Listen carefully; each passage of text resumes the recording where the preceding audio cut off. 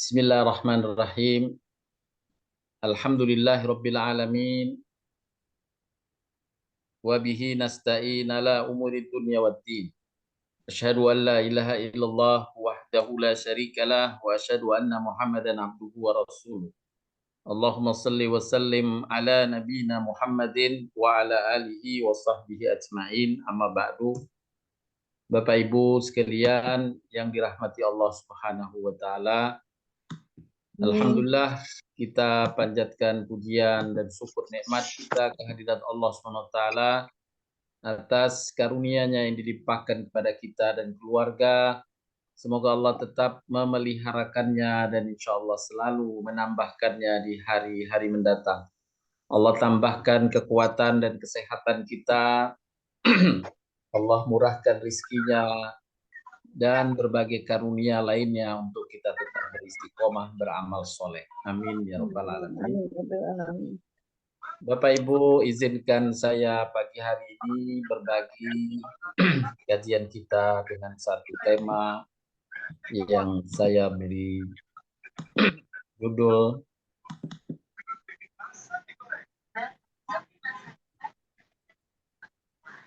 tingkatkan kemukminanmu, jangan sekedar mencukupkan dengan kemusliman.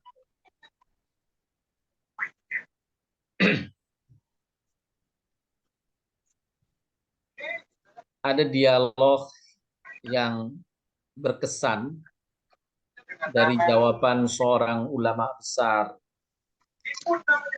yaitu Syekh Sa'rawi.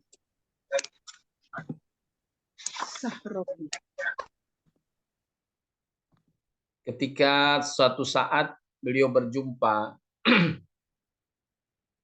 dengan seorang orientalis berkebangsaan Amerika.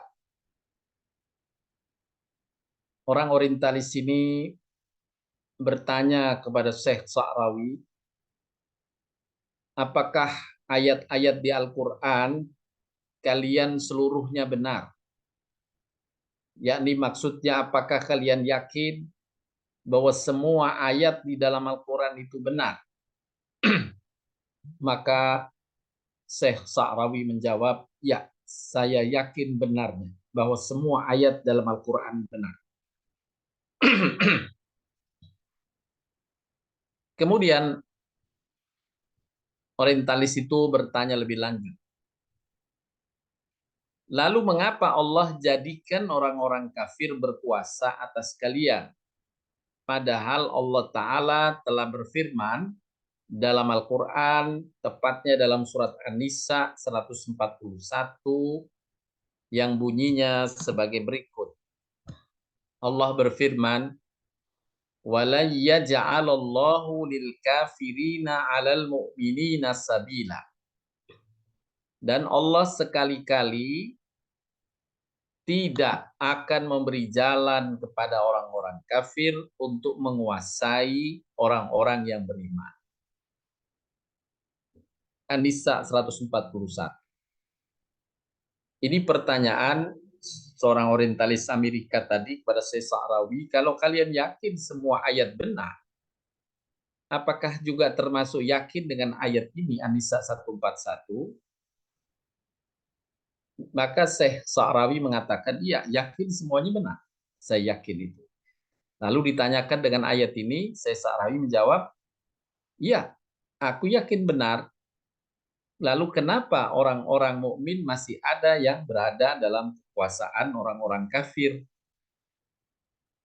Seperti penjajahan di masa lalu dan sebagainya. Maka Syekh Sa'rawi menjawab, karena mayoritas kami masih muslimin, belum mukminin. Sedangkan ayat ini surat An-Nisa 141 mengabarkan bahwa Allah sekali-kali tidak akan memberi jalan kepada orang kafir menguasai orang beriman, yakni orang mukmin. Allah tidak menyebut alal muslimina sabila, tapi Allah menyebut alal mu'minina sabila. Ini jawaban Syekh Sa'rawi. Kemudian orientalis itu bertanya lebih lanjut, lalu apa bedanya mukminin dan muslimin? Syekh Sa'rawi kemudian menjawab, kaum muslimin hari ini walaupun menunaikan ibadah salat, menunaikan zakat, menunaikan haji, menunaikan puasa Ramadan, serta ibadah lainnya.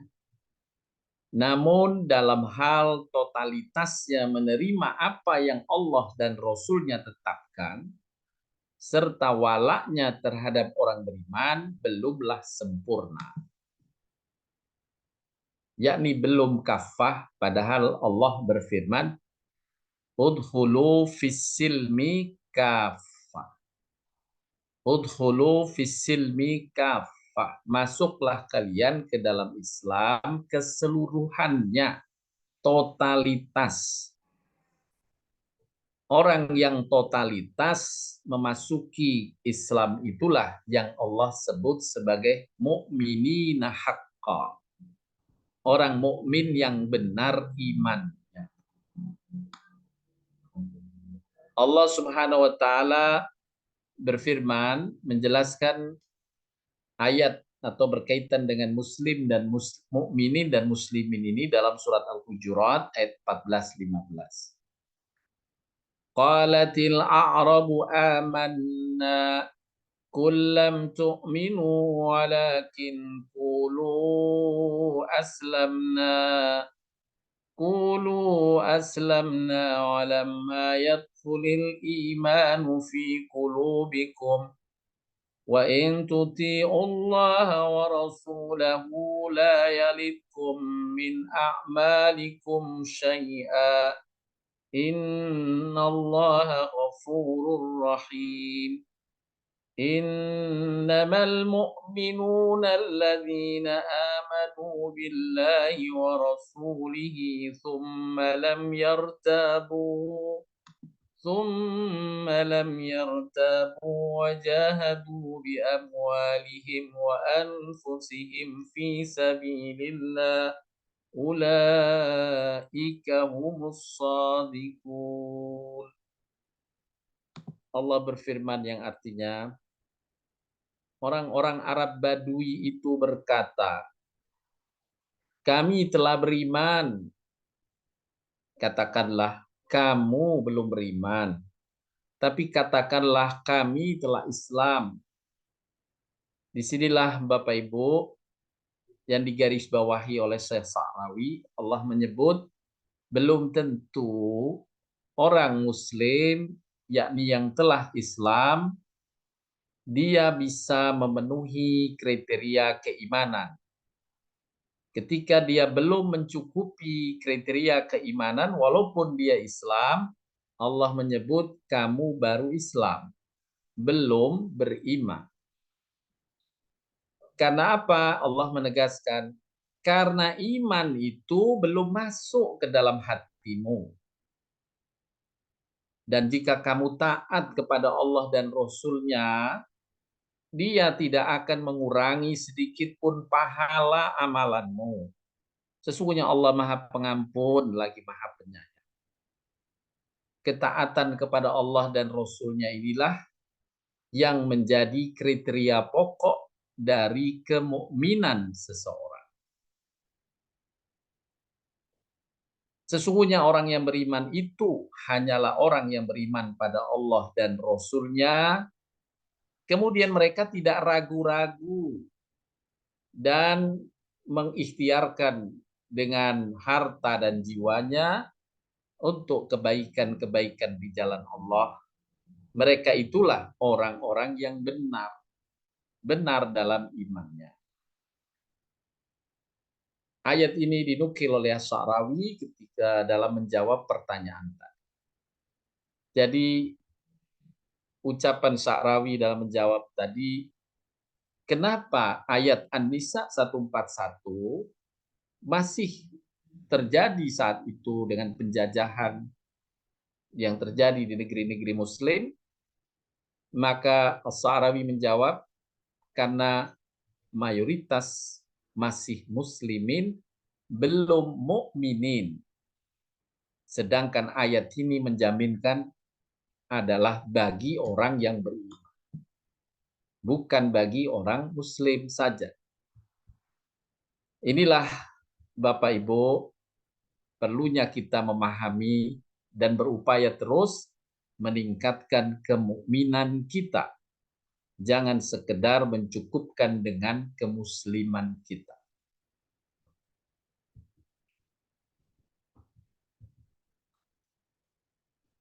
Dalam ayat tersebut, surat Al-Hujurat tadi, seorang ulama besar lainnya, Syekh Ibnu Taimiyah, menerangkan bahwa sesuai dengan hadis yang dikenal dengan hadis Jibril yang pernah kita bahas pada waktu sebelumnya, bahwa Nabi SAW dialog dengan malaikat Jibril menyamar sebagai manusia, kemudian bertanya kepada Nabi tentang ihsan, tentang iman, tentang Islam. Ya. Yang di sana dalam hadis itu Nabi menguraikan apa itu iman, apa itu Islam, dan apa itu ihsan. Yang menjelaskan bahwa dinul Islam terdiri dari ihsan, iman, dan Islam. Bila dibandingkan dengan iman, maka ihsan lebih luas cakupannya. Bila ditinjau dari substansinya, dan lebih khusus daripada iman, bila ditinjau dari orang yang sampai pada derajat ihsan. Muhsinin, mu'minin, dan muslimin. Derajat ihsan orang-orangnya disebut muhsinin. Derajat iman orang-orangnya disebut mu'minin. Dan derajat Islam orang-orangnya disebut muslimin.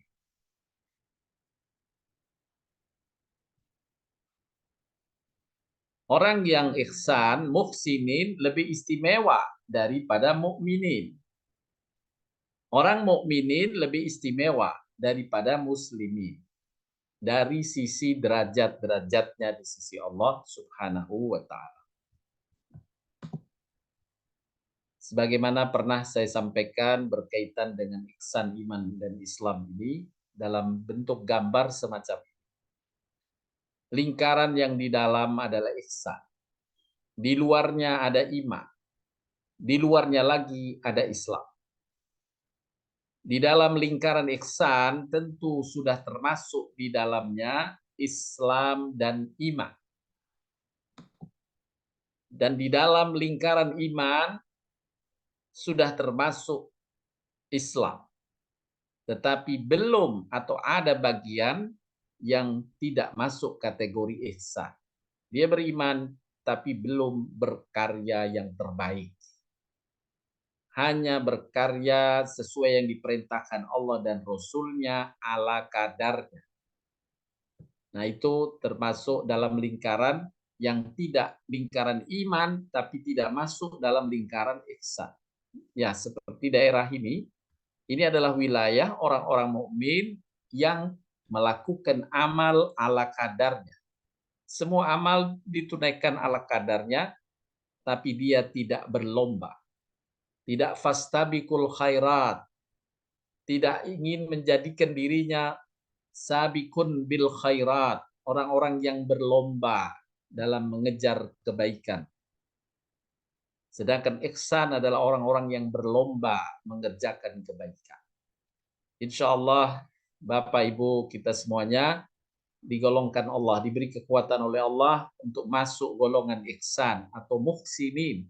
Orang yang terus-menerus istiqomah, berlomba, berkarya terus untuk mendapatkan ganjaran besar dari Allah SWT, memenuhi perintah Allah dan Rasul.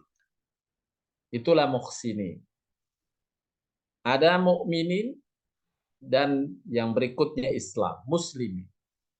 Di antara orang muslimin ada yang sudah masuk kategori iman, dia masuk dalam lingkaran iman, tapi ada sebagiannya yang masuk hanya pada kategori Islam ini di luar lingkaran iman. Ya, di luar lingkaran iman. Nah, inilah yang tadi dijelaskan baik oleh Syekh Sa'rawi maupun Imam Ibnu Taimiyah, bahwa yang Allah jaminkan untuk Allah tolong adalah orang-orang mukmin, orang yang imannya telah terimplikasi dengan kebaikan-kebaikan. Di dalam kategori ini, lingkaran iman yang di dalamnya ada ihsan maupun yang di luar tapi dia masih dalam lingkaran iman, inilah yang didefinisikan sebagai hamba bertakwa. Hamba bertakwa adalah orang mukmin. Baik ia tergolong muhsin atau belum tergolong muhsin. Atau orang yang ihsan atau belum tergolong ihsan, dia bisa masuk kategori orang yang bertakwa yang diberi gelar muttaqin. Sedangkan orang muslim saja ada sebagiannya yang tidak masuk dalam lingkaran iman, apalagi masuk dalam lingkaran ihsan, dia bisa masuk kategori fasik besar atau dhalimun li nafsih, orang-orang yang menzalimi dirinya sendiri, juga bisa masuk munafik besar. Ya, munafik besar. Munafik besar ini munafik artinya dia muslim tapi Allah gugurkan imannya. Allah tidak terima imannya karena memang tidak ada keimanan yang kokoh dalam dirinya. Itu munafik besar.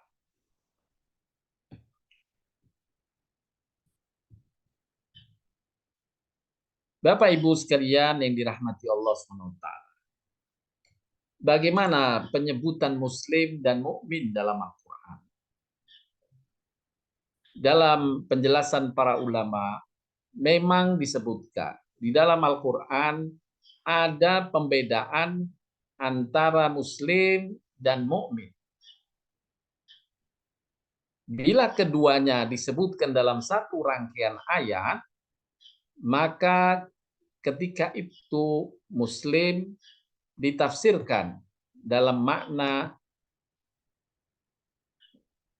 amalan badan saja. Sedangkan mukmin ditafsirkan dengan amalan-amalan hati. Akan tetapi bila penyebutannya secara mutlak, salah satunya Islam saja atau mukmin saja, maka hal itu mencakup kedua bentuk amalan, amalan badan dan amalan hati. Saya ingin menjelaskan lebih lanjut berkaitan dengan apa yang dijelaskan oleh ulama ini. Yang dimaksud adalah bahwa seorang muslim kalau disebut berdampingan dengan mukmin, Allah ingin menyebut tentang amalan badannya. Sedangkan iman berkaitan dengan amalan hatinya.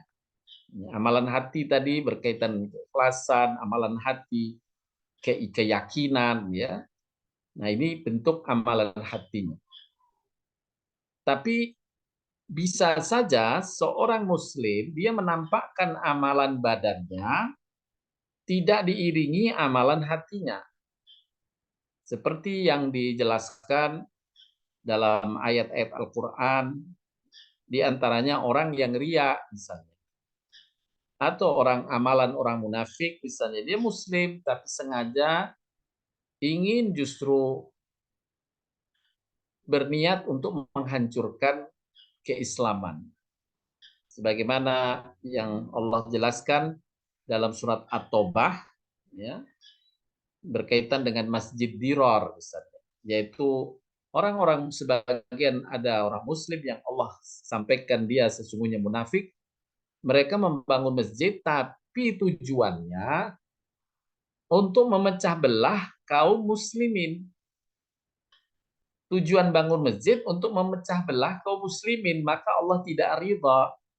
Dan Allah perintahkan kepada Nabi dan sahabat-sahabatnya, jangan kamu sholat di masjid itu selama-lamanya. Diharamkan untuk sholat di masjid itu, padahal dibangun oleh seorang muslim. Tapi Allah yang mengetahui hati hambanya, mengetahui benar niat dia membangun masjid itu tadi diungkapkan oleh Allah. Sesungguhnya Allah mengetahui niat mereka ingin mengadu domba sesama kaum beriman. Maka Allah tidak ridha. Inilah amalan muslim tapi tidak mukmin. Dalam surat Al-Maidah ayat 3 misalnya di sini Allah menyebut Islam tersendiri. Sesungguhnya Allah telah ridha Islam sebagai agama kalian. Ya, ini surat Al-Maidah 3, maka Islam di sini mencakup Islam dan iman. Mencakup keduanya karena tersendirikan.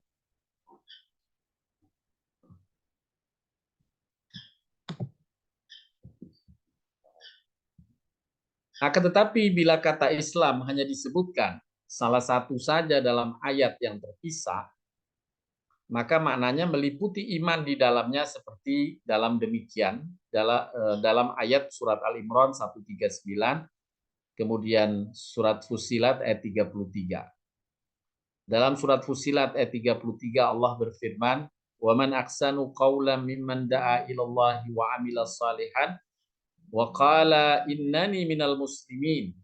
Siapakah yang paling baik perbuatannya dari orang yang mengajak kepada kebaikan, kemudian mereka beramal soleh dan berikrar bahwa dirinya adalah orang muslim.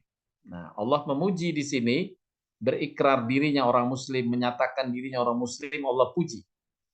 Nah, muslim yang dimaksud dalam surat Fussilat, surat 41 ayat 33 ini sudah terkandung di dalamnya iman. Artinya tidak terpisahkan. Tetapi dalam surat Al-Hujurat yang tadi di atas telah dibacakan, Allah menjelaskan boleh jadi sebagian dari kaum muslimin dia belum utuh imannya. Ya. Bapak Ibu sekalian yang dirahmati Allah SWT, inilah dua ayat yang mencantumkan keimanan dalam satu ayat terpisah dengan keislaman. Jangan kamu bersikap lemah dan jangan pula kamu bersedih hati. Padahal kamulah orang yang paling tinggi derajatnya jika kamu orang yang beriman. Surat Al-Imran 139 dan surat Fussilat, siapa yang lebih baik perkataannya daripada orang yang menyeru kepada Allah mengerjakan amal soleh dan berkata, sesungguhnya aku termasuk orang muslim. Nah, dalam dua ayat ini, yang pertama jika kamu orang beriman, maksudnya dia sudah muslim. Sudah termasuk di dalamnya pengertian muslim. Dalam surat Fussilat, sesungguhnya aku termasuk orang muslim, maknanya juga sudah termasuk iman. Artinya muslim dan mukmin menyatu di sini.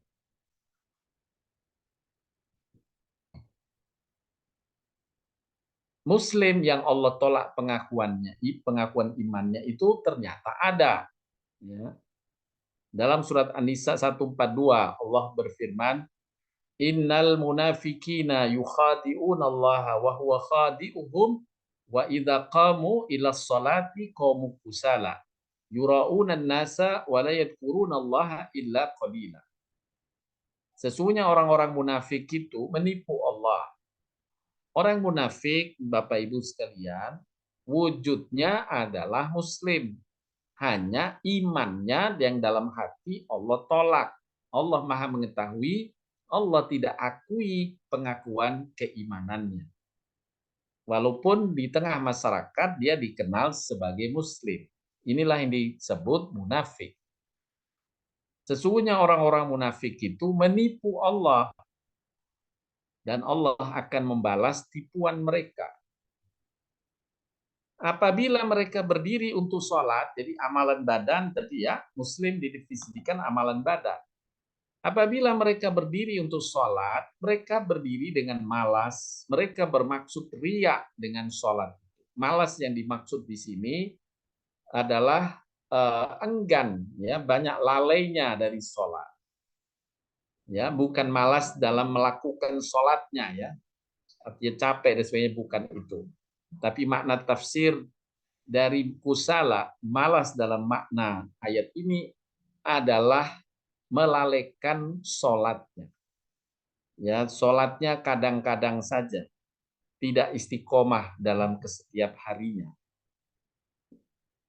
Mungkin subuh nggak sholat, ya saat duhur bersama teman dia sholat. Maghrib nggak sholat dia tidak merasa berdosa. Isya nggak sholat dia tidak merasa berdosa. Ketika berkumpul dengan teman atau dengan orang lain, dia menampakkan sholatnya. Ketika bersendirian, dia lalaikan sholatnya. Ini yang dimaksud dengan malas. Kusala maknanya.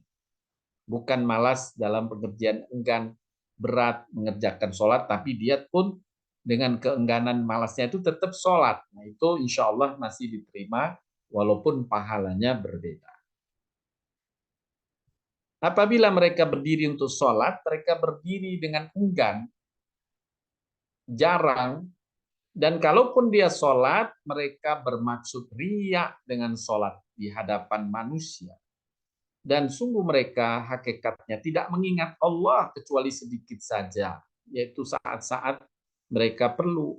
Tapi kesehariannya dia banyak melupakan Allah Subhanahu wa Ta'ala. Inilah yang disebutkan diantaranya seorang Muslim karena mengerjakan sholat, tapi Allah tolak pengakuan iman. Dia Muslim tapi bukan masuk kategori mukmin. Dalam ayat yang lain, surat An-Nur 47-48, Allah berfirman yang artinya, dan mereka berkata, kami telah beriman kepada Allah dan Rasul, dan kami mentaati keduanya. Berarti dia mengaku Muslim, karena mengaku beriman pada Allah dan Rasulnya. Kemudian sebagian dari mereka berpaling sesudah itu. Berpaling yang dimaksud bukan kemudian murtad dari agamanya, tetap Muslim. Tetapi mereka tidak mentaati apa yang Allah perintahkan atau sebagian yang Allah dan Rasulnya perintahkan. Seperti ada seorang Muslim yang berkata,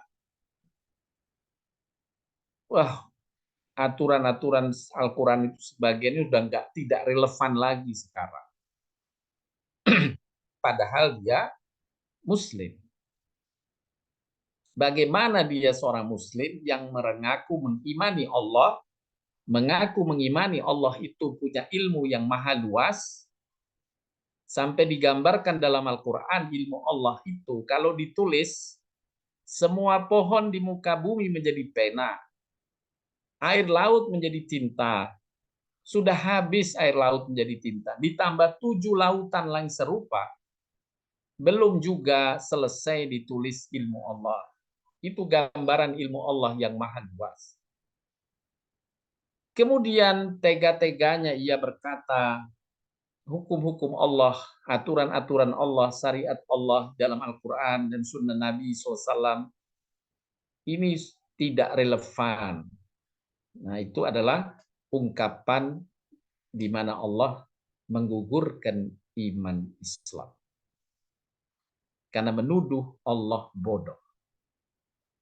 Menuduh Allah zalim.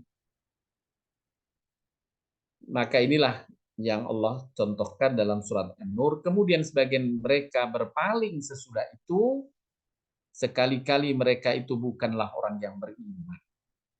Dia Muslim saja, tapi imannya Allah tolak. Dan apabila mereka dipanggil kepada Allah dan Rasul-Nya agar Rasul menghukum di antara mereka, tiba-tiba sebagian dari mereka menolak untuk datang. Jadi ketika Allah menetapkan syariatnya untuk diikuti, ya, mereka menolak untuk mengikuti syariat Allah itu. Seperti tadi mengatakan hukum Allah ini sudah tidak relevan, ya. Ini adalah bentuk-bentuk pengingkaran terhadap keilmuan Allah, kemaha ilmunya Allah Subhanahu wa Ta'ala.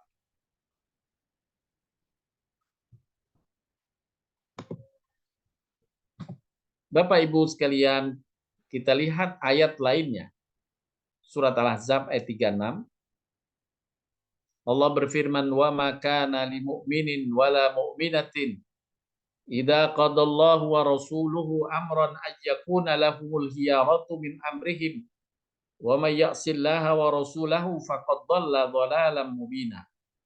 Dan tidaklah patut bagi laki-laki yang mukmin dan tidak pula bagi perempuan yang mukmin apabila Allah dan Rasul-Nya telah menetapkan suatu ketetapan, akan ada bagi mereka pilihan yang lain tentang urusan mereka. Barang siapa mendurhakai Allah dan Rasul-Nya, sungguh dia telah sesat dengan sesat yang nyata. Nah, Allah menyampaikan dalam ayat ini tidak patut bagi laki mukmin, bagi perempuan mukmin, apabila Allah menetapkan sesuatu perkara, kemudian mereka merasa ada pilihan lain.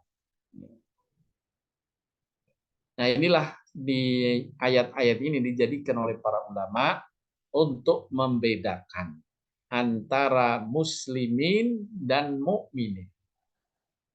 Mukminin sudah mencakup muslimin, tapi muslimin tidak semuanya mukminin. Tidak semuanya diterima amal atau diterima keimanannya, diterima pengakuan imannya. Ya, sebagaimana tadi ada orang yang mengaku sebagaimana dalam surat An-Nur. Mereka berkata, kami beriman pada Allah dan Rasul-Nya dan kami mentaati keduanya. Tapi Allah menyampaikan, membantah, mengklarifikasi ucapan mereka. Kalau mereka berpaling sesudah itu, sekali-kali mereka bukan orang yang beriman. Ya.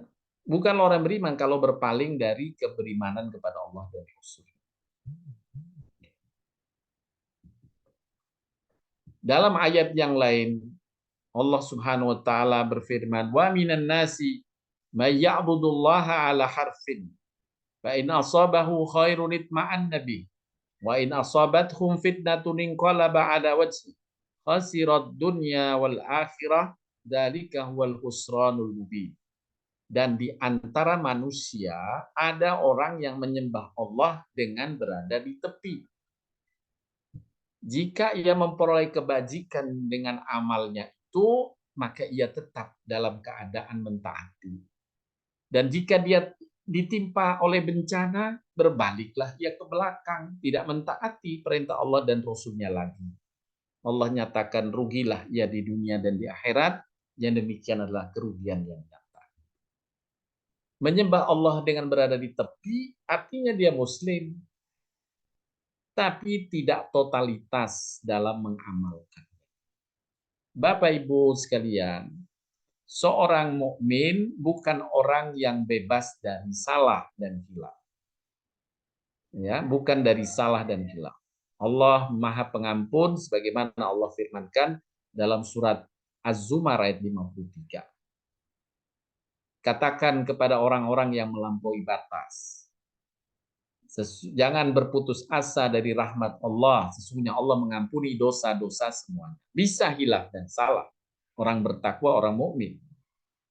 Tapi dia dalam konsep, dalam keyakinan, dia harus total menerima apa yang Allah dan Rasul-Nya tetapkan. Bila ia pilih-pilih, yang ini saya lakukan, yang itu tidak. Pilih-pilih, dia mengatakan ini benar, kalau itu nggak benar, padahal datang dari Al-Quran. Maka dia tidak utuh imannya, tidak kokoh imannya. Padahal syarat orang mukmin sebagaimana dalam surat Al-Hujurat yang telah kita baca di atas, hendaklah ia menerima dulu dengan total. Saya terima dulu bahwa ini benar dari Allah dan ini adalah merupakan kebenaran. Kalau saya belum sanggup melakukannya, saya ini berdosa. Zalimun li nafsi. Saya sebagaimana ucapan Nabi Yunus, la ilaha illa anta subhanaka inni kuntu minadh dhalimin.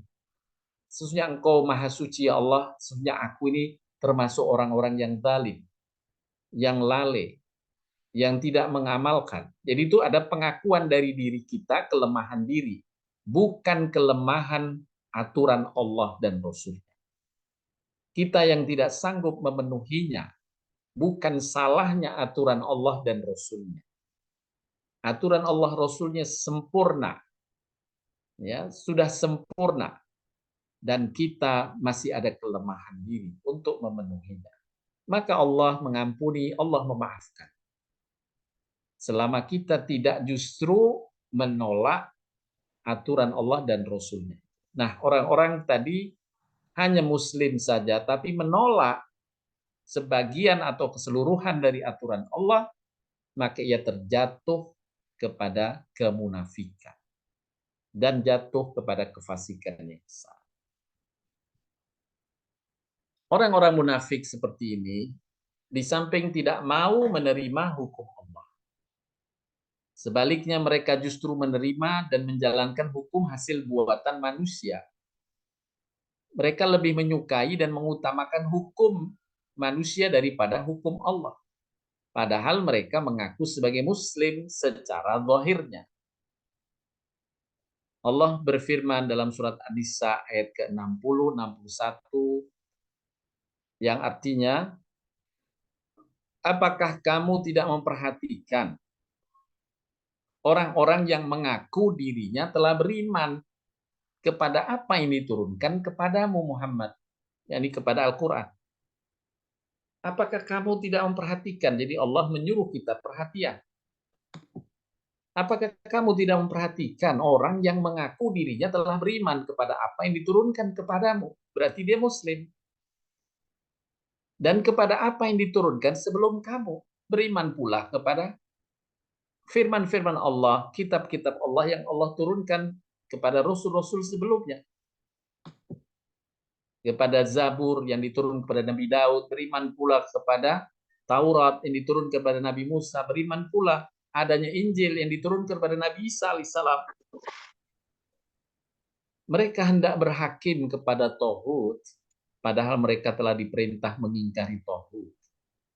Artinya, sesuatu yang bertentangan yang dibuat manusia, yang bertentangan dengan firman Allah Subhanahu wa Ta'ala. Syaitan bermaksud menyesatkan mereka dengan penyesatan yang sejauh-jauhnya. Apabila dikatakan kepada mereka, marilah kamu tunduk kepada hukum yang Allah telah turunkan dan kepada hukum Rasul. Niscaya kamu lihat orang-orang munafik menghalangi manusia dengan sekuat-kuatnya dari mendekati kamu. Justru mereka benci jika ada yang ingin mengamalkan atau mengajak kepada kebaikan yang Allah turunkan dan Rasulnya turunkan. Padahal dia sendiri Muslim. Inilah yang disinyalir dalam surat An-Nisa ayat 60-61.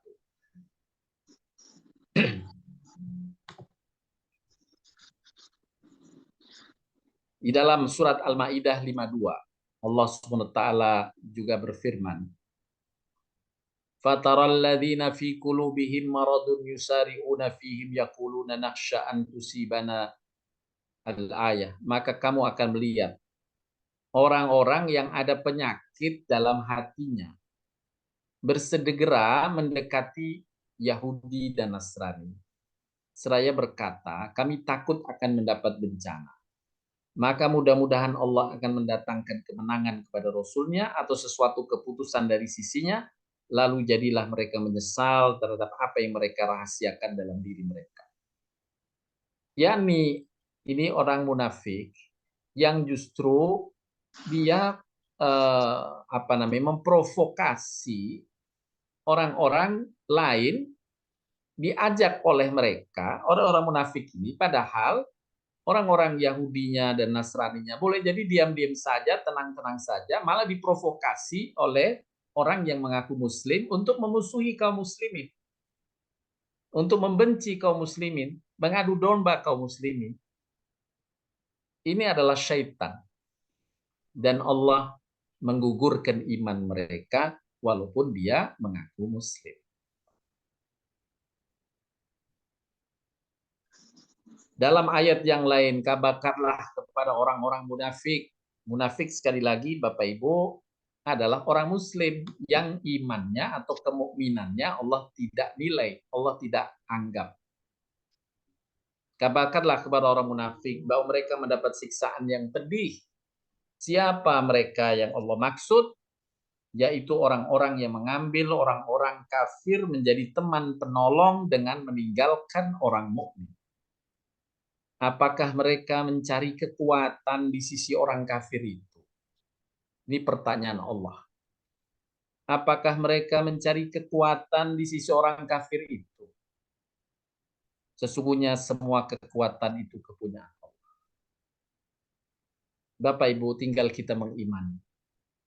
Apakah kita mengimani benarnya sesungguhnya semua kekuatan milik Allah?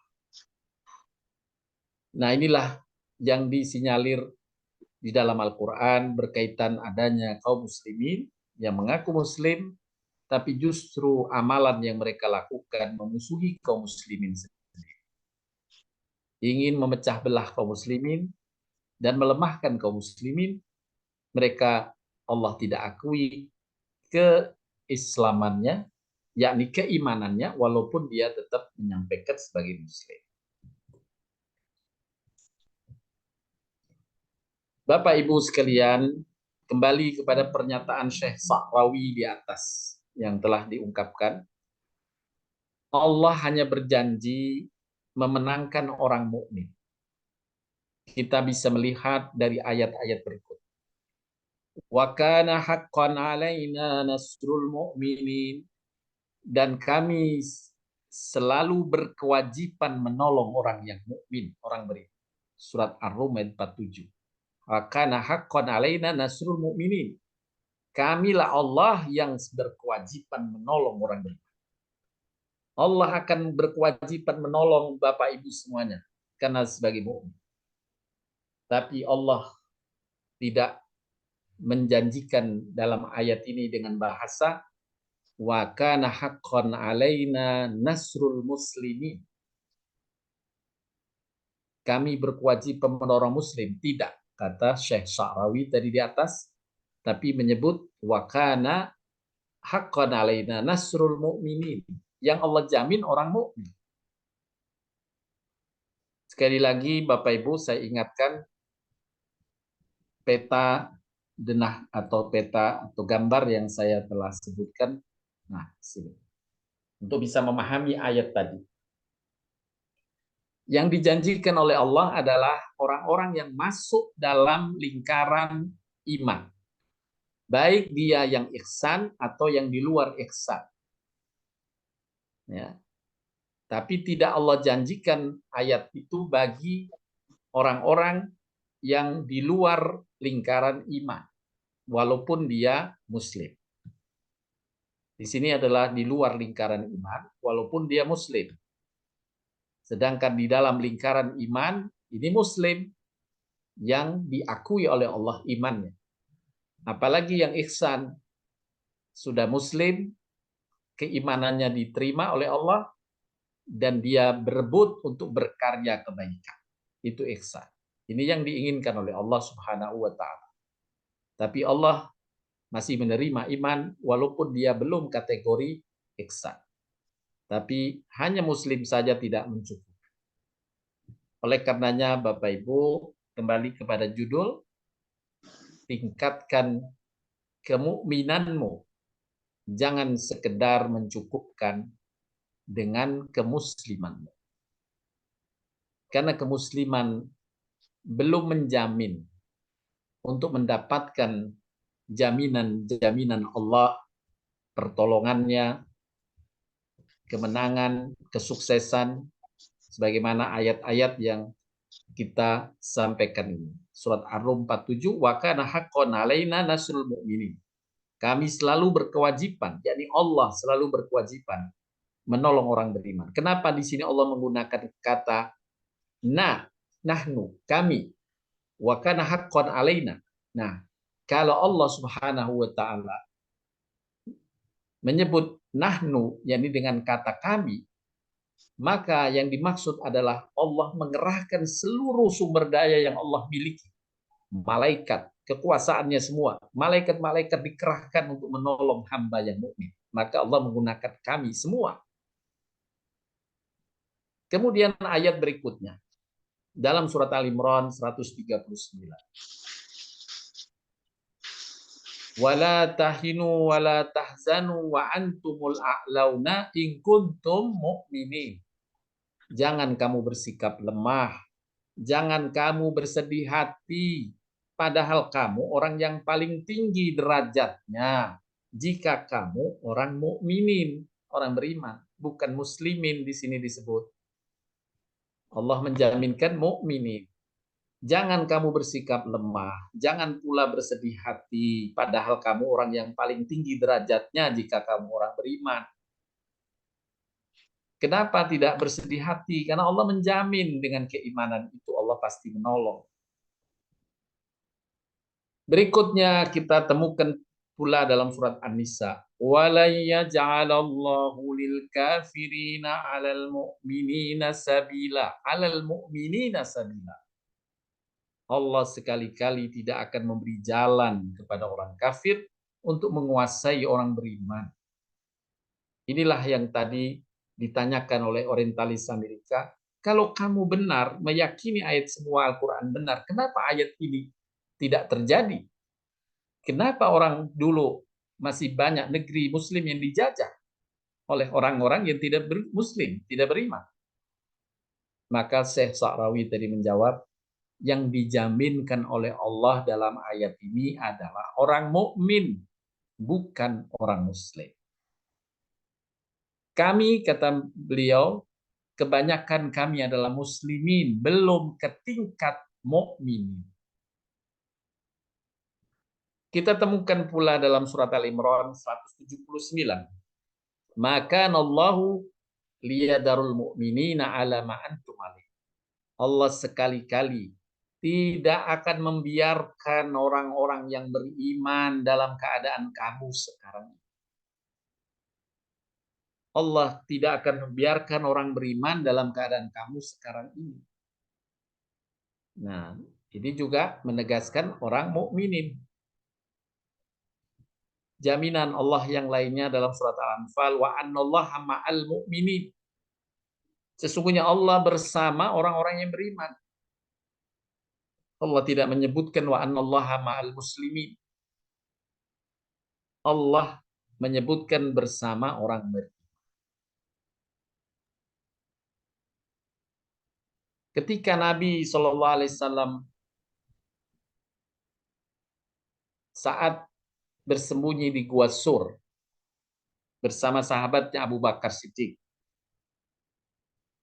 Kemudian Nabi mengingatkan Abu Bakar Siddiq saat itu ketika galau dan gelisah karena melihat dari pintu goa orang-orang kafir yang akan mengejar dan membunuhnya sudah naik ke atas bukit.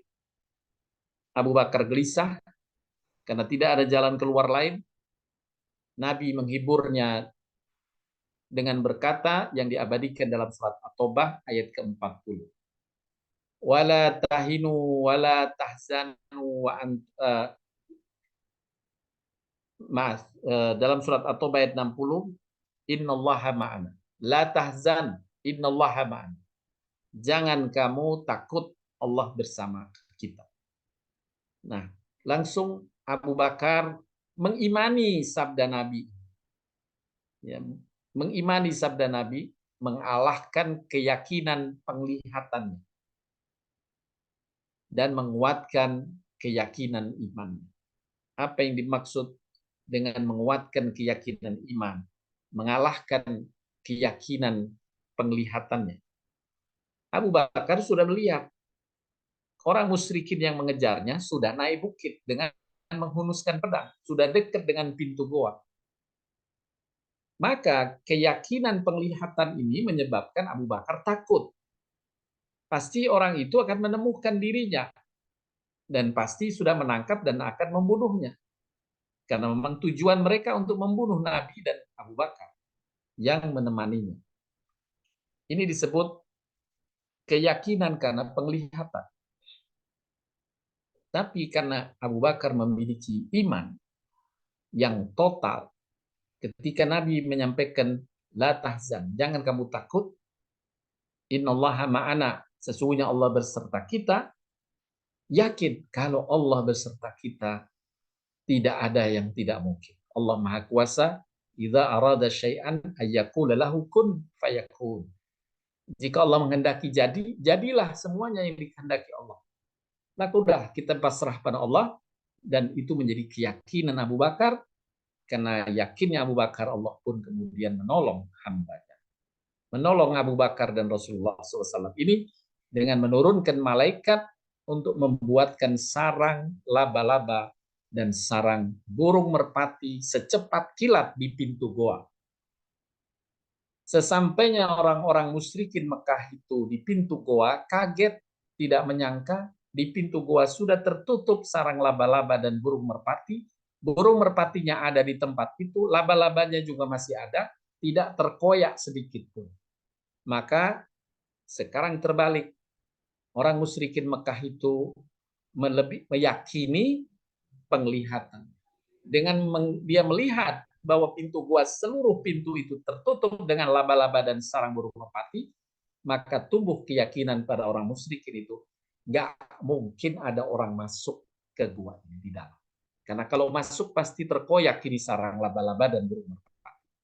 Kalau masih mereka ada di sini, sarang laba dan menutup, nggak mungkin ada orang masuk. Maka orang musyrikin Mekah ini tidak sampai masuk ke dalam gua, dia langsung turun dan mengatakan tidak ada orang yang bersembunyi di gua ini. Bisa jelasin. Nah, inilah keyakinan akal atau keyakinan penglihatan. Abu Bakar, keyakinan imannya lebih tinggi dari keyakinan yang dia lihat. Itulah mukmin yang unggul, yang kokoh. Lebih meyakini kebesaran Allah dari apa yang ia lihat. Inilah Bapak Ibu sekalian yang dapat dijelaskan bagaimana Allah di dalam Al-Quran sesungguhnya menjanjikan kebaikan-kebaikan bagi hambanya yang mukmin, bukan sekedar muslim. Tapi hendaklah kita menjadikan kemusliman kita pintu masuk untuk terus meningkatkan keimanan, ya, penuhi keimanan dan rukun-rukunnya, kemudian kita implementasikan dengan keimanan itu amal-amal soleh, amal-amal kebajikan. Karena Allah menyuruh kita mengerjakan amal soleh didasarkan atas keimanan tadi. Innalladzina amanu wa amilus solihat. Itulah yang diulang-ulang dalam Al-Quran. Beriman dan beramal soleh. Iman yang benar dengan amal yang benar, insya Allah akan menjadikan kita mukmin yang sejati, atau dalam Al-Quran disebut mu'minuna haqqa, mukmin yang benar imannya. Maka dengan terpenuhinya keimanan, apa yang Allah janjikan pertolongan dunia dan akhirat akan diterima oleh kita. Sekali lagi Bapak Ibu, marilah kita terus meningkatkan keimanan kita, tingkatkan kemukminanmu, jangan sekedar mencukupkan dengan kemusliman. Demikian yang bisa disampaikan. Mohon maaf bila ada kata yang kurang berkenan. Dipersilahkan Bapak Ibu yang ingin mendiskusikan lebih lanjut. Saya serahkan sebagai moderator kepada Bu Lili. Jazakallah Pak Ustadz. Silakan Ibu-ibu yang ingin bertanya. Bu Gomba, silakan Bu Gomba. Terima kasih. Kacamataku mana?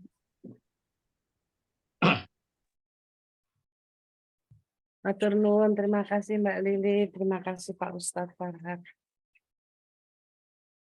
Ya, ini adalah sesuatu yang sederhana tapi rumit ya Ustadz.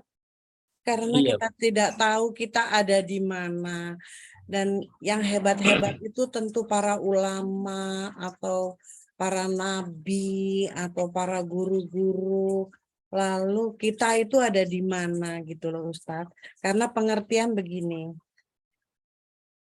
Apa yang pernah kami dapatkan juga dari Ustadz, ihsan itu berarti kita melakukan sesuatu, tetap istiqomah, tetap menjalankan, dan kita merasa Allah terus melihat. Jadi biarpun kita dimanapun berada, kita tahu bahwa Allah sedang melihat. Jadi ihsan adalah orang yang melakukan apapun meskipun dia bukan depan orang atau depan itu ya. Iya, boleh. Terus di mana letak iman, Ustadz? Apa iman itu tetap masih mencari-cari Allah untuk menunjukkan bagaimana dia beribadah?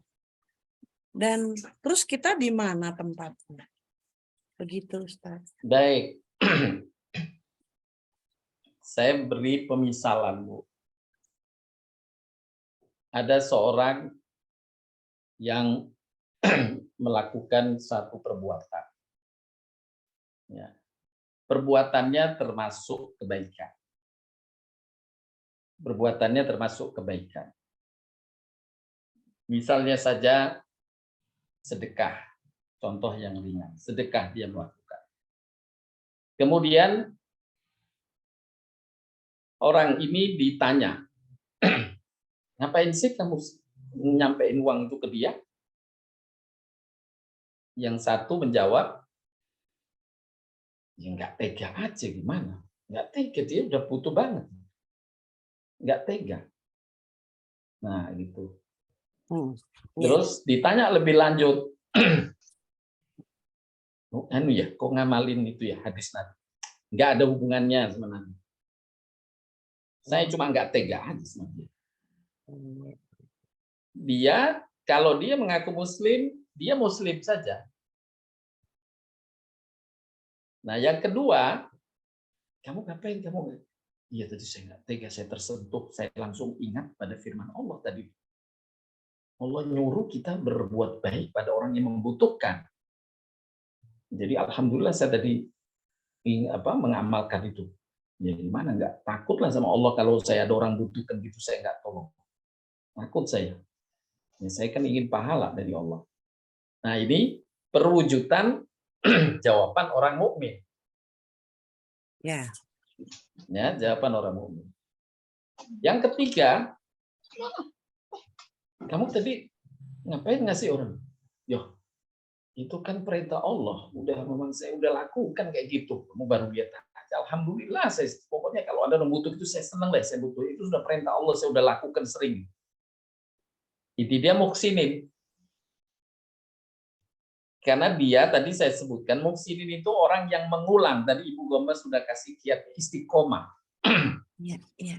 Jadi ibu-ibu, bapak-ibu yang hadir di sini, insyaallah ini istiqomah dalam menuntut ilmu itu tanda ihsan. Jadi kenapa? Karena ingin yang terbaik tadi, sabiqun bil khairat, berlomba terus. Orang yang berlomba itu terus meningkatkan kinerjanya kan. Tidak merasa cukup dengan ala kadarnya. Ya. Tidak cukup ala kadarnya. Kan saya wis ngerjakno. Sudah saya kerjain. Wong Surabaya. Jadi pokoknya udah anggap pokoknya saya udah pernah kok. Nah, itu dia ala kadarnya. Masih diakui imannya oleh Allah tapi belum sampai ke tingkat ihsan. Tingkat ihsan ya. Allah menyuruh kita ihsan itu. Yakni istiqomah dan terus-menerus memperbaiki. Kalau kita memperbaikinya, terus-menerus dilakukan itu, kita akan mendapatkan di mana kekurangan, di mana kelebihan. Ya, orang yang mencoba terus, dia akan tahu di mana harus diperbaiki. Nah, itulah makanya ihsan itu di dalam surat Al-Mulk, alladzi khalaqal mauta wal hayata liyabluwakum ahsanu amala. Dia menciptakan kehidupan di muka bumi dengan adanya kehidupan, ada kematian, agar dia Allah mengetahui siapa yang paling baik perbuatan hambanya. Jadi disebut yang paling baik perbuatan hambanya tadi. Baik di situ, baik dari sisi kualitas, juga insya Allah dari sisi kuantitas. Nah itu ihsan, Bu. Jadi bertingkatnya semacam itu. Jadi ibu-ibu biasa bisa jadi ihsan ya Ustaz? Oh iya. Amin. Semua insya Allah menjadi kita saksikanlah semua kita ini ihsan insya Allah. Iya. Bapak Ibu semuanya insya Allah muhsinin. Amin. Karena Allah Subhanahu wa taala ketika menyebutkan suatu ciri hamba yang disayangi atau dicintai itu, Allah tidak, walaupun Allah menjelaskan cirinya begini panjang, tapi jika kamu mengerjakan ini saja Allah sudah masuk mencantumkan kriteria itu. Ya. Amin. Yaitu istiqomah menuntut ilmu atau mengaji Al-Qur'an. Innalladzina yatluna kitaballah. Itu yang pertama. Yang kedua, artinya terus-menerus menggali ilmu itu kan menjadi menjadi kita tahu mana yang baik, mana yang buruk, itu terus berjalan. Tidak berhenti dari menuntut ilmu. Yang kedua, menegakkan sholat, iqamus sholat. Ini istiqomah juga sholat kan. Tiap hari 5 waktu dan sebagainya, ini bagian dari keistiqomah. Yang ketiga, peduli pada sesama. Peduli pada sesama, berbuat baik pada sesama. Nah, kalau 3 amalan ini saja terjaga keistiqomahannya, Allah catat sebagai hamba mukmin yang melakukan perjanjian dengan Allah, perjanjian sampai Allah menggunakan kalimat tijarah. Ya, untuk memudahkan kita memahami. Tijarah artinya bisnis. Allah menggunakan tijarah, perjanjian bisnis denganmu yang Allah jamin nggak pernah kamu merugi. Mana ada bisnis yang risiko ruginya nggak ada. Nah, sampai Allah menggunakan itu untuk meyakinkan kita dengan 3 sifat utama tadi. Jagalah tetap menuntut ilmu, jagalah sholatmu, dan jagalah kepedulianmu pada sesama. Dan insya Allah sama-sama semuanya Bapak Ibu kita meyakini dan insya Allah Allah berkahi. Amal 3 amalan itu insya Allah Bapak Ibu sudah tunaikan. Tinggal menguatkan dari sisi tambahan lain. Amin. Begitu Bu Mbak. Ya silakan Bu. Orang muslimin itu kan belum tentu dia bisa masuk surga kalau dia tidak merubah. Padahal dia sudah tahu bahwa muslimin itu begini-begini, harus mengikuti Quran, harus percaya kepada Quran. Lalu dia tadi mencari kekuatan pada orang Yahudi. Kemudian dia berbuat mengadu domba kepada para muslimin ya. Sudah tahu sih itu karena apa? Karena terganggu oleh setan. Pasti akan bilang, ya Bu, itu terganggu setan begitu ya. Udah tahu itu Ustaz. Cuma kalau dia memang kalau lahir terus udah ada sifatnya, kalau dia udah ada sifat baik dan dia tahu baik, kenapa kok tidak menolak setan ya Ustaz? Ya. Itu kan berat sekali mencari perlindungan, kekuatan kepada Yahudi dan Nasrani. Wah, itu kan berat banget. Udah terlalu besar. Kalau kesalahan kecil-kecil sih ya maklum ya. Itu udah terlalu besar. Masa dia nggak tahu kalau itu gangguan setan. Begitu Ustaz. Iya. Makanya diabadikan dalam Al-Quran itu sejak adanya manusia pertama, Adam, bukan di bumi, Bu, di surga. Masih terpleset dengan gangguan setan. Adam memang diciptakan fitrahnya buruk. Tidaklah.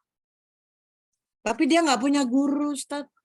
Ya, ilmunya dikasih Allah. Wahyu Allah gurunya. Ya, Allah yang ngajarin ilmunya. Ngajarin nama-nama.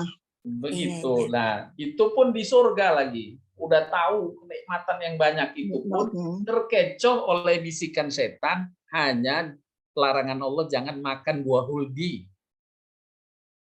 Itu pun terpeleset gitu.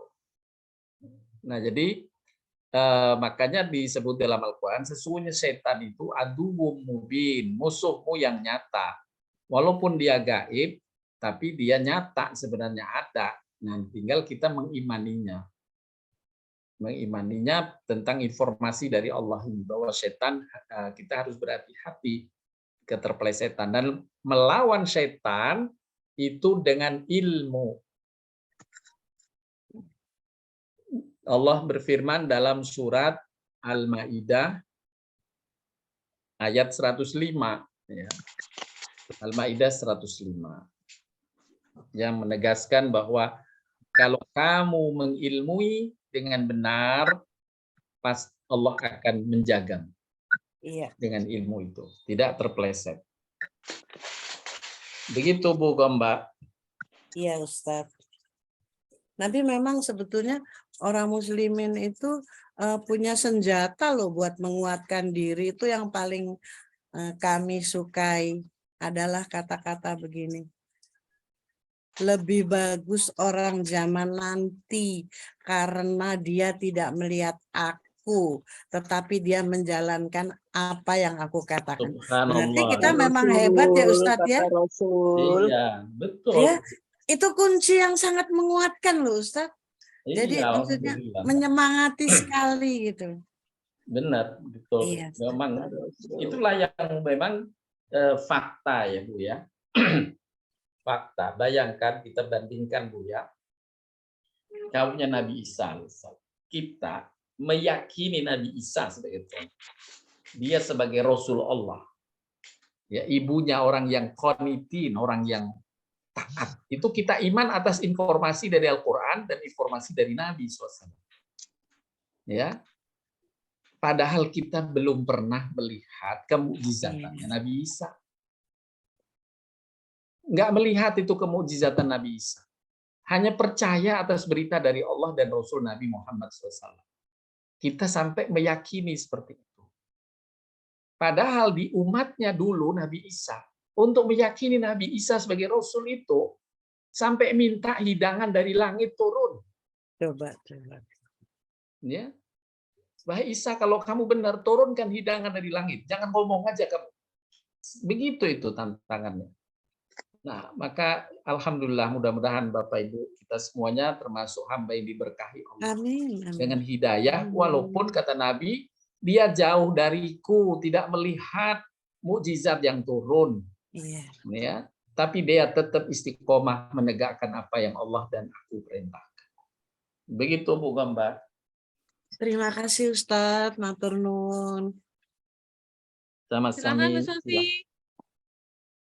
Terima kasih Jeng Lili, matur nuwun Pak Farhat. Assalamualaikum. Salam. Ini pelajaran Pak Farhat ini pertama diberikan pada kami di Al-Fat sekitar 13 tahun yang lalu di rumah Jenggombak. Kemudian yang kedua sekitar 7 tahun di rumah Bu Anita Hattab soal orang munafik. Sekarang ketiga kali, sepertinya tuh kayak baru aja begitu loh Pak, kalau pelajaran ini mengenai ilmu agama itu ya Pak.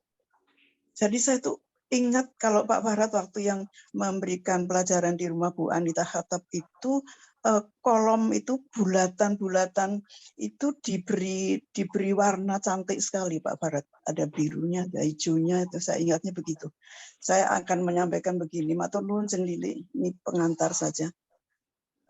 Apakah saya boleh mengatakan begini?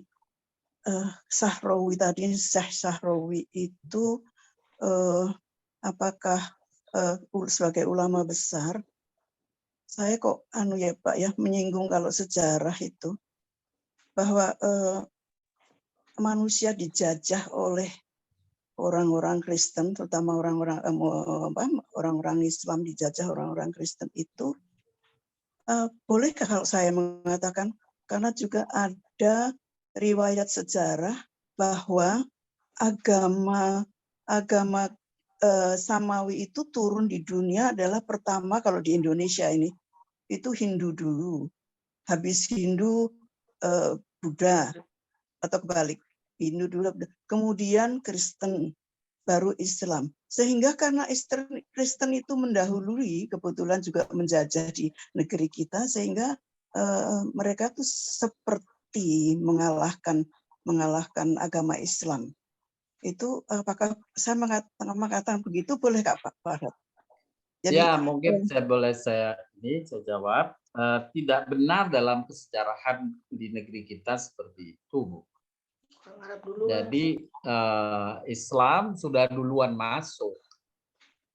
daripada duluan masuk. Para sunan-sunan itu sudah menyebarkan Islam dari Samudra Pasai, kemudian terus menjalar, ya, itu sampai menjadikan mayoritas penduduk negeri kita Nusantara ini Muslim. Baru kemudian datang penjajah waktu itu. Gitu, Bu. Kalau sebelumnya Hindu seperti benar bisa terjadi, ya. Tapi setelah itu kan diislamkan tanpa peperangan. Ya. Negeri kita, ya, damaian saja. Para keraton Jakarta, Solo, Surakarta, ya, Banten dan sebagainya itu Muslim semuanya. Cirebon, begitu, Bu. Buddha dulu toh Pak, Buddha dulu baru Hindu, baru. Iya, maksud saya artinya berdasarkan dakwah, ya, bukan berdasarkan peperangan. Iya, iya. Ya maksud saya sejarahnya begitu sehingga kata-kata Syekh Syahrawi itu Pak seperti berhubungan dengan begitu. Kenapa orang Islam? Iya, dari pindah? pertanyaannya tadi, kenapa negeri-negeri Muslim saat itu kok banyak dijajah, gitu kan? Ya, dengan beliau menjawab yang dijamin oleh Allah dalam ayat tadi itu mukminin, bukan muslimin. Berarti yang maksud dari Syekh Syahrawi, hendaklah kaum muslimin mengevaluasi tentang tingkat keislaman mereka. Ya, artinya tingkatkan dengan keimanannya itu, bukan sekedar keislamannya. Itu yang dimaksud Syekh Syahrawi tadi. Nah, itu harus ya Pak ya. Ya di dalam barangkali ini ceramah-ceramah ini para alim ulama sebetulnya harus disinggung ya Pak ya, seperti itu ya. Jadi ya dinukil sejarahnya, kemudian soal itu tadi Pak. Jadi kita membantah kepada orang-orang yang munafik itu tadi Pak, gitu loh. Jadi harus sekali ya. Itu. Jadi baik, Bu, ya, insyaallah. Iya. Jadi insya Allah. Itu dulu Pak Baharat yang satu baik, Pak. Terima kasih, Terima kasih Bu Lili. Sofi. Pak Ustadz, ada pertanyaan dari Bu Evi. Jika kita sebagai orang yang muhsinin, bagaimana sikap kita ketika mengalami ujian yang sangat berat? Jazakallah khairan atas penjelasannya, Pak Ustadz. Baik. Allah Subhanahu wa taala berfirman yang mungkin juga sudah kita bahas, wasta'inu bis-sabri was-shalah. Jadikanlah sholat dan kesabaranmu sebagai wasilah untuk meraih pertolongan Allah. Ya, jadi tadi keistiqomahan sholat, kemudian dengan sabar.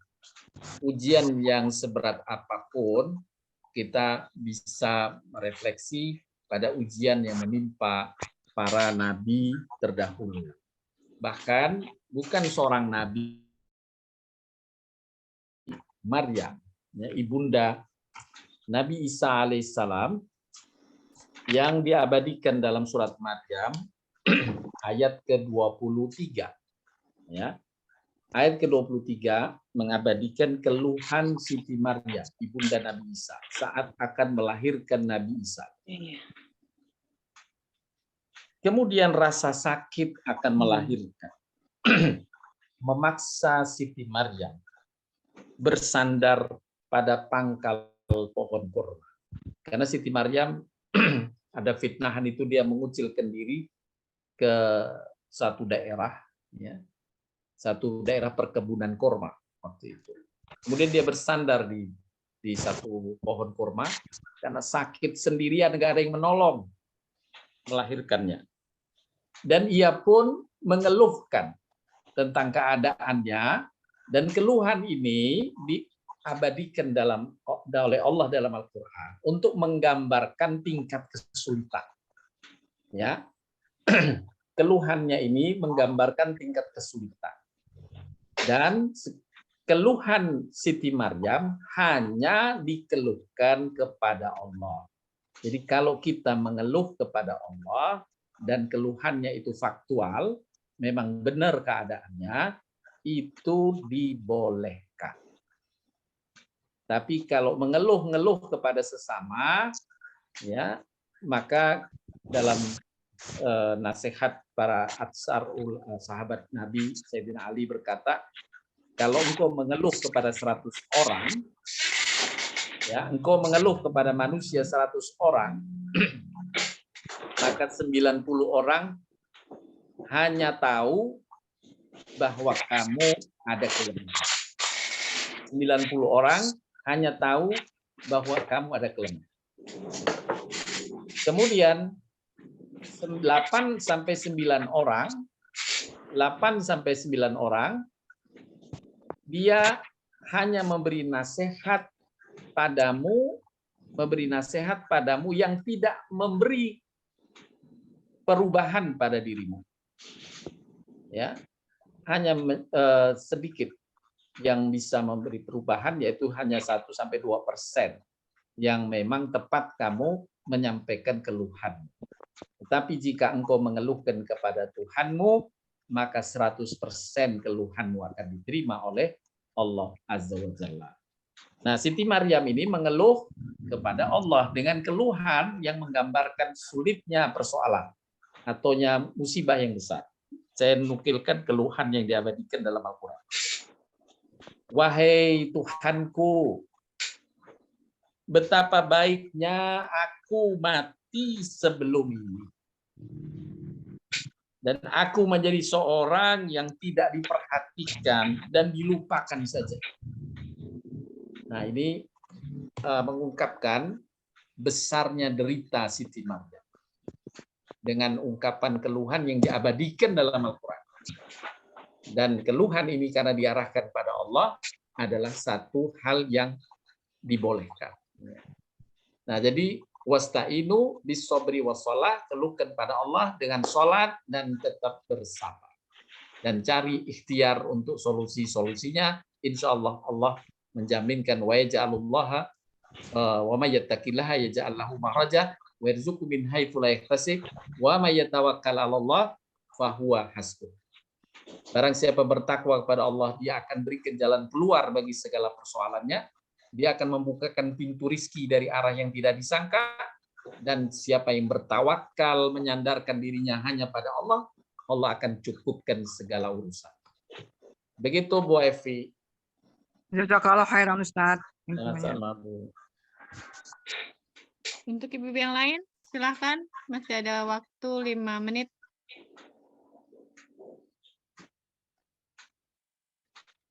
Assalamualaikum. Waalaikumsalam. Silakan Bu Nafia. Baik. Ustadz Farhat, terima Ya. kasih. Mbak Lili, terima kasih. Kini Ustadz, mohon penjelasan tentang beberapa ayat Al-Quran mengatakan bahwa, saya kurang persis tahu ya, tapi intinya gini, dunia ini hanya main-main gitu. Ya kan, ada beberapa kata itu, bahwa dunia ini hanya senda gurau. Satu itu, tapi di sisi lain kan kita harus berlomba-lomba dalam kebaikan, dan kebaikan itu kan di dunia juga gitu. Iya. Ya, jadi bagaimana menjaga keseimbangan antara menerjemahkan bahwa dunia ini main-main, jadi seolah-olah Allah memberikan pemikiran kepada kita, sudahlah santai saja, ringan-ringan saja di dunia, atau bagaimana supaya keseimbangan antara dunia dan akhirat ini bisa kita capai. Baik. Penjelasannya Ustadz. Terima kasih. Baik, terima kasih Bu Nafia. Yang pertama mungkin saya klarifikasikan atau meluruskan dulu tadi makna main-main itu ya, dunia main-main, senda gurau, itu berkaitan dengan tujuan, bukan dengan sarana, tapi tujuan. Itu tepatnya di surat Al-An'am, insya Allah kalau tidak salah surat ke-6 ayat ke-32. Surat Al-An'am surat ke-6 ya ayat 32 insya Allah. Yang tepatnya berbunyi wa mal hayatud dunya illa la'ibun wa lahun walid daral akhirata khairul lil ladzina yattaqun. Sungguh kehidupan dunia itu hanyalah permainan dan senda gurau, sehingga tidak layak bagimu untuk menjadi tujuan. Dan sungguh tujuan yang lebih baik adalah akhirat. Itulah tujuan orang-orang bertakwa. Nah, itu makna tafsir ayat halaman 32. Jadi kalau kita menjadikan dunia ini sebagai tujuan akhir, maka dia cuma senda gurau. Namanya senda gurau itu tidak tidak langgeng gitu ya. Tidak ada orang yang hidupnya senda gurau melulu, nggak mungkin. Ya, pasti ada waktu-waktu senda gurau, waktu-waktu permainan gitu ya. Tapi setiap aktivitas yang panjang itu kita lebih serius, tidak main-main, harus serius, tidak boleh orang pekerjaannya dilakukan main-main gitu ya, tidak mungkin. Jadi dia ada waktu jeda-jeda. Itulah namanya permainan atau senda gurau. Artinya dia hanya sedikit saja yang dialokasikan untuk senda gurau. Tidak boleh menjadi tujuan. Tidak boleh menjadi tujuan. Kalau tujuan itu akhirat. Nah, ini berkaitan dengan tujuan. Lalu bagaimana kalau tujuannya akhirat? Berarti dunia adalah ladang untuk menanam, sebagaimana Nabi SAW juga sampaikan. Duniamu adalah ladangmu untuk akhirat. Untuk kamu panen di akhiratmu. Nah, dia ladang. Jadi serius kita tanam tanaman untuk bisa dipanen dengan panenan yang besar, dan untuk kehidupan kita negeri akhirat yang berkepanjangan kholidina abad. Dia kekal abadi. Nah, kemudian saya perjelas lagi dalam surat Al-Qasas yang tadi dibacakan juga, carilah olehmu di dunia ini dengan sumber daya yang Allah telah karuniakan padamu. Apapun sumber daya itu, ilmu, rizki, kekuatan, kesehatan, teman-teman, itu semua sumber daya. Gunakan untuk meraih akhiratmu. Nah, walaupun kamu punya cita-cita meraih akhiratmu, jangan kamu lupakan nasibmu di dunia. Nah, ini surat Al-Qasas 77, nanti Bu Nafia boleh buka ayat ini. Al-Qasas 77. Jangan kamu lupakan nasibmu di dunia. Artinya nikmati karunia Allah di dunia ini. Ya, rizkinya apa saja yang Allah membuat kita nyaman, membuat kita nikmat, ikhtiarkan dan lakukan serta gunakan sebaik-baiknya. Kemudian pesan yang berikutnya, aksin kama ahsanallahu ilaik. Dan hendaklah kamu di dunia ini berbuat baik kepada sesama, sebagaimana Allah telah berbuat baik kepadamu dengan melimpahkan karunia kepadamu. Nah, ini pesan Al-Quran surat Al-Qasas 77. Jadi yang dimaksud main-main bukan justru Allah setuju untuk menjadikan dunia ini tempat mainan, tapi Allah justru meluruskan, hendaklah tujuanmu akhirat, sehingga kamu di dunia harus serius untuk menyiapkan bekal akhiratmu. Boleh bagimu mengalokasikan waktu, tidak dilarang oleh Allah, untuk menyenangkan hatimu, menyenangkan dirimu. Ya, walatan sanasibaka minad dunya.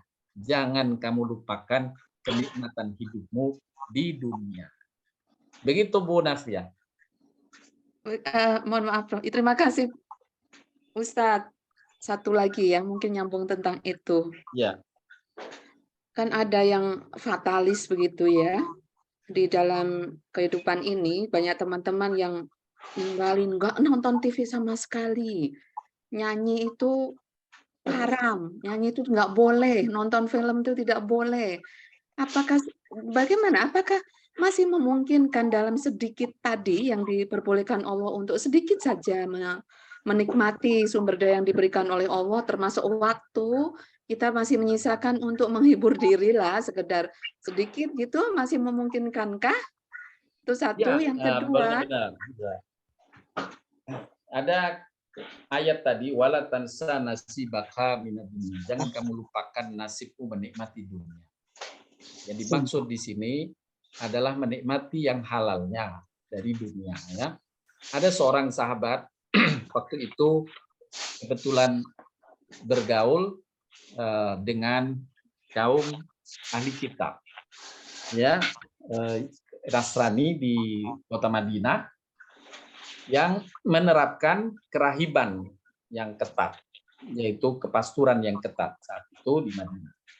Yang mereka nggak mau dunia, nggak mau berpakaian bagus, lusuh-lusuh saja. Kemudian terinspirasilah sahabat Nabi. Wah, ini benar-benar hakikat hidup yang benar di dunia ini. Dia kemudian tidak pakai pakaian yang bagus, ya, tidak mau makanan yang lezat, tidak mau minum minuman yang baik. Dia kehidupannya orientasi akhirat melulu, nggak mau menikmati dunia. Maka saat itu turun ayat kepada Nabi SAW untuk mengklarifikasi kepada sahabatnya ini bahwa apa yang dilakukannya itu tidak benar. Dalam surat Al-A'raf, surat ke-7, Allah turunkan ayat ke-30 dan 31 serta 32. Saya bacakan terjemahannya. Dari surat Al-A'raf ayat 31. Wahai anak cucu Adam. Nah, kenapa Allah menggunakan di sini wahai anak cucu Adam, bukan menggunakan hai orang-orang beriman. Bukan menggunakan hai orang-orang beriman. Karena asbabun nuzulnya, sebab turunnya ayat ini berkaitan dengan sahabat tadi yang mendapat inspirasi dari ahli kitab.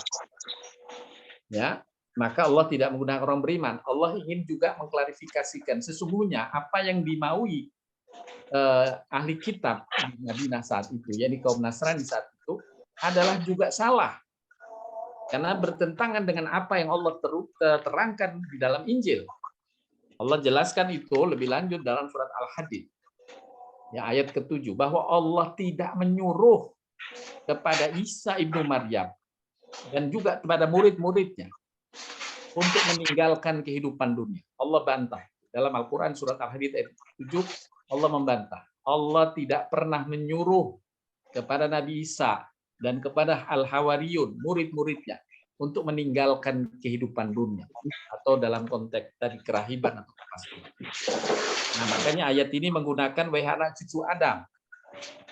Artinya Allah sejak dahulu tidak pernah menyuruh hambanya untuk meninggalkan dunia, artinya kenikmatan dunia. Saya lanjutkan. Hai anak cucu Adam, pakailah pakaianmu yang bagus. Makan dan minumlah. Jangan berlebihan saja. Sungguh Allah tidak menyukai orang yang berlebihan. Kemudian ayat ke-32. Katakanlah wahai Muhammad kepada sahabat-sahabatmu. Siapa yang mengharamkan perhiasan yang telah disediakan untuk hamba-hambanya dan rizki yang baik-baik. Katakanlah semua itu diperuntukkan dalam kehidupan dunia bagi hamba-hamba yang beriman. Dan khusus bagi orang yang beriman saja kelak di hari kiamat Allah akan berikan pula padanya. Demikianlah kami menjelaskan ayat-ayat ini untuk orang yang mengetahui. Nah, ini klarifikasi dari Al-Quran berkaitan dengan upaya meninggalkan dunia tadi dari sebagian sahabat yang terinspirasi dengan amalan orang-orang Nasrani yang menerapkan kerahiban di kota Madinah. Nah, itu sehingga ya tetap saja kita dibolehkan. Ya, Nabi SAW juga misalnya Nabi ya, pada waktu tertentu dia lari pagi atau jalan pagi, itu Nabi lakukan, ya. Nabi lakukan. Jadi rekreasi itu Nabi juga lakukan. Jadi itulah di antara kenikmatannya dunia, tapi yang halalnya tidak melakukan yang haram. Begitu Bu Nafia. Terima kasih Ustaz. Jelas, Sama-sama. terima kasih. Assalamualaikum. Waalaikumsalam warahmatullahi wabarakatuh. Baik Pak Ustadz, sudah selesai Baik. Pak Ustadz.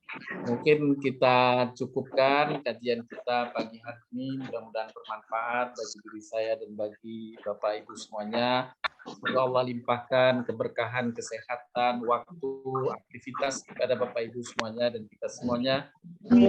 kita. Amin. Dan kafarat majelis, subhanakallahumma wa bihamdika, asyhadu an la ilaha illa anta, astaghfiruka wa atubu ilaik. Assalamualaikum warahmatullahi wabarakatuh.